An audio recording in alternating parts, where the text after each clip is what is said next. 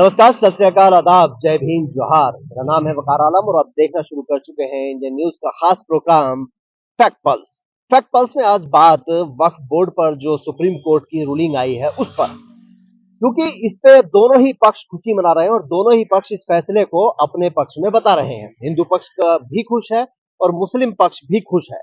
तो ऐसी क्या वजह है और क्या जो है सुप्रीम कोर्ट ने अभी अंतरिम आदेश दिया है, वो आसान भाषा में आपको समझाते हैं कि आसान भाषा में अंतरिम आदेश सुप्रीम कोर्ट ने क्या दिया है। तो देखिए, सुप्रीम कोर्ट ने दो बड़ी बातें अपने जो अंतरिम आदेश है उसमें कही है, क्योंकि अगली सुनवाई 5 मई को होनी है। उससे पहले केंद्र सरकार कोई भी नई नियुक्ति वक्फ बोर्ड में नहीं कर सकती है, ना ही राज्य वक्फ बोर्ड में, ना ही केंद्रीय वक्फ बोर्ड में। मतलब कोई भी अभी इसको जो मुस्लिम पक्ष है वो इस तरीके से देख रहा है कि अब मुस्लिम जो सुप्रीम कोर्ट ने जो है हिंदू किसी भी हिंदू की वक्फ बोर्ड में एंट्री को पर रोक लगा दी है। इसको इस तरीके से भी आप देख सकते हैं। और सुप्रीम कोर्ट ने यह कहा है कि किसी भी तरीके की नियुक्ति अभी वक्फ बोर्ड में सरकार नहीं करेगी जब तक कि सुप्रीम कोर्ट किसी नतीजे तक नहीं पहुंच जाता है। और अगली जो सुनवाई है वो 5 मई को होनी है। दूसरी जो बात सुप्रीम कोर्ट ने कही है वो ये है कि जो वक्फ बाय यूजर का मामला है, वक्फ बाय यूजर का जो मामला है वो यथास्थिति उस पर बनी रहेगी। वक्फ बाय यूजर में भी जो है केंद्र सरकार कोई बदलाव नहीं कर पाएगी। केंद्र सरकार की तरफ से जो तुषार मेहता रिप्रेजेंट कर रहे थे केस को, उन्होंने भी यही बात मानी है। और कांग्रेस के नेता और वरिष्ठ वकील अभिषेक मनु सिंघवी ने भी इस फैसले को जो है आसान तरीके से समझाया है। उन्होंने क्या कुछ कहा है पहले आप वो सुन लीजिए, उसके बाद हिंदू पक्ष भी आपको सुनवाएंगे। एक तीसरे मुद्दे पे आज और आंतरिक आदेश हुआ है जो अत्यंत महत्वपूर्ण मुद्दा है और जिसको लोग समझ नहीं पाते हैं आसानी से। मैं आपको सरल रूप से बता दूं, वक्फ बाय यूजर का मतलब क्या है। वक्फ बाय यूजर जो एक फ्रेज है, लगभग 150 साल से हमारे कानून में चल रहा है। ये मामला प्रिवी काउंसिल तक गया। 2 निर्णय अभी हाल में हुए 10 वर्ष के अंदर, एक अयोध्या, उससे पहले एक एम सिद्दीकी। उसमें पुराने 100 वर्ष के सब निर्णय कोटेड हैं, जिनको रुचि है वो उसको खोल के पढ़ लें। और इन सब में ये कहा गया है कि वक्फ बाय यूजर सिंपली यही है कि आदमी अपने उद्देश्य द्वारा, अपने कार्य द्वारा, अपने कर कमलों द्वारा, अपने बोलने द्वारा, अपने दर्शाने द्वारा एक वक्फ बना सकता है। ये आवश्यक नहीं है कि वो लिखित रूप से उसको प्रमाणित करे, एक रजिस्टर्ड डीड बनाए, एक डॉक्यूमेंट उपजाए। और ये हक मुसलमान का वक्फ के विषय में सैकड़ों साल पुराना है।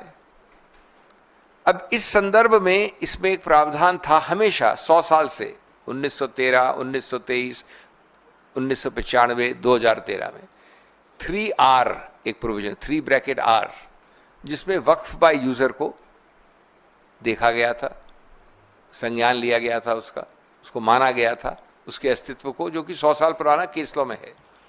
एक पेन की स्याही के एक टिक से वो पूरा 3R को डिलीट कर दिया। इसमें डिलीट का मतलब है कि वक्फ बाय यूजर का आज कानूनी कोई अस्तित्व नहीं, अगर आप कानून को पढ़े जैसा है आज। तो उच्चतम न्यायालय ने, और उसका भी बहुत बहुत स्वागत करते हैं, कहा है कि अभी तक आंतरिक रूप में जो भी वक्फ हैं जो डिक्लेयर्ड हैं या रजिस्टर्ड हैं, इंक्लूडिंग एक अदर कैटेगरी यानी वक्फ बाय यूजर, वो सब में यथास्थिति यानी आज की स्थिति कानून के पहले रहेगी। इसका अंतिम निर्णय तो उच्चतम न्यायालय करेगी, लेकिन यथास्थिति कानून के लागू होने के पहले वैसी ही रहेगी। तो अभिषेक मनु सिंघवी का क्या कहना है वो आपने सुना। अब जो अगली चीज है, जो वक्फ बाय यूजर वाला मामला है, वक्फ बाय यूजर क्या है ये भी आपको समझ लेना बड़ा जरूरी है।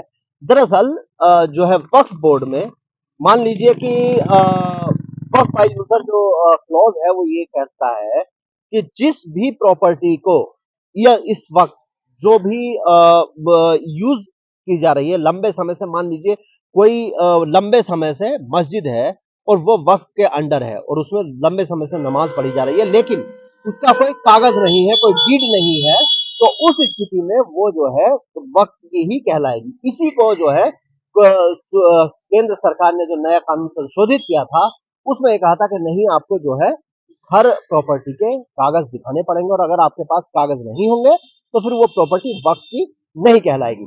लेकिन इस पर भी जो है सुप्रीम कोर्ट ने कहा है कि भाई अभी फिलहाल उसको यथास्थिति आप बनाए रखें, मतलब जो इस वक्त जो स्थिति जिस भी प्रॉपर्टी की है वो उस प्रॉपर्टी की वही स्थिति रहेगी। लेकिन मजे की बात यह है कि दोनों ही पक्ष इसको अपनी जीत बता रहे हैं और हिंदू पक्ष भी इसको अपनी जीत मान रहा है।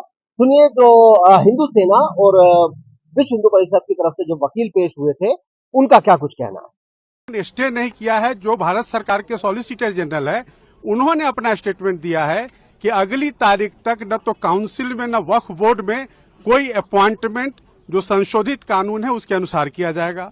दूसरा बात जो माननीय अदालत ने कहा कि जो वक्फ व यूजर है जो रजिस्टर्ड हैं और गैजेटेड हैं उसको गवर्नमेंट डी नोटिफाई नहीं करेगी टिल द नेक्स्ट डेट।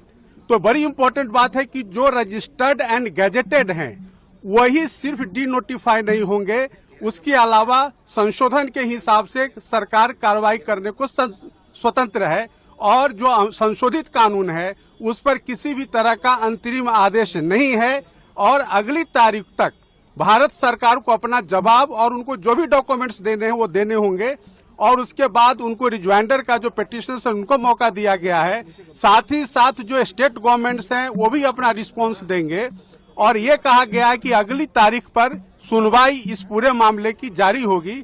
तो माननीय सर्वोच्च न्यायालय को जो रेस्पोंडेंट्स यानी कि भारत सरकार ने कहा कि हम डे टू डे सुनवाई के लिए तैयार हैं। आप पूरे मामले को, चूंकि यह पार्लियामेंट का कानून है, पार्लियामेंट के कानून को आप इस तरह से स्टे नहीं कर सकते हैं और माननीय सर्वोच्च न्यायालय ने सॉलिसिटर जनरल ऑफ इंडिया के बात को माना है और उन्होंने संशोधन को स्टे नहीं किया है। सिर्फ उन्होंने उनके 2 पॉइंट पे सॉलिसिटर जनरल के बात को रिकॉर्ड पे लेकर के और अगली तारीख 5 मई मुकर्रर कर दिया है और 5 मई से इस मामले की सुनवाई शुरू हो जाएगी। सर, यथास्थिति की बात कहेगी, यथास्थिति को कैसे लिया जाए? नहीं, यथास्थिति मैंने आपको बताया कि 2 मुद्दों पर कि जो काउंसिल में और बोर्ड में अपॉइंटमेंट का जो मामला है वो अगली तारीख तक जो स्टेटमेंट सॉलिसिटर जनरल ने दिया है कि कोई अपॉइंटमेंट नहीं होगा। और दूसरा जो है वक्फ व यूजर, तो माननीय सर्वोच्च न्यायालय ने अपने आदेश में लिखा है कि जो रजिस्टर्ड हैं और गैजेटेड हैं उसको गवर्नमेंट डी नोटिफाई नहीं करेगी अगले आदेश तक। सर, आप कौन से क्लियर है सर? वक्फ बाय यूजर को डिनोटिफाई नहीं करेगी ना, मतलब नहीं, वक्फ बाय नहीं, सिर्फ वही जो रजिस्टर्ड एंड गैजेटेड हैं। सर ये कोर्ट हाँ बिल्कुल, ये ऑर्डर शीट में है। जो रजिस्टर्ड नहीं है, जो गैजेटेड नहीं है, उसको सरकार संशोधन कानून के हिसाब से डी नोटिफाई कर सकती है। सर आप तो सुप्रीम कोर्ट ने जो अपना अंतरिम आदेश दिया है वो दोनों ही पक्ष उससे खुश नजर आ रहे हैं और दोनों ही पक्ष ये कह रहे हैं कि सुप्रीम कोर्ट में उनकी एक तरीके से जीत हुई है। लेकिन अभी इसमें जो है 5 तारीख को फिर से 5 मई को एक बार फिर सुप्रीम कोर्ट सुनवाई करेगा और उसके बाद ये तय होगा कि वक्फ कानून, जो संशोधित कानून केंद्र सरकार लेकर आई है, उसका क्या होगा, किसके पक्ष में वो फैसला देगा।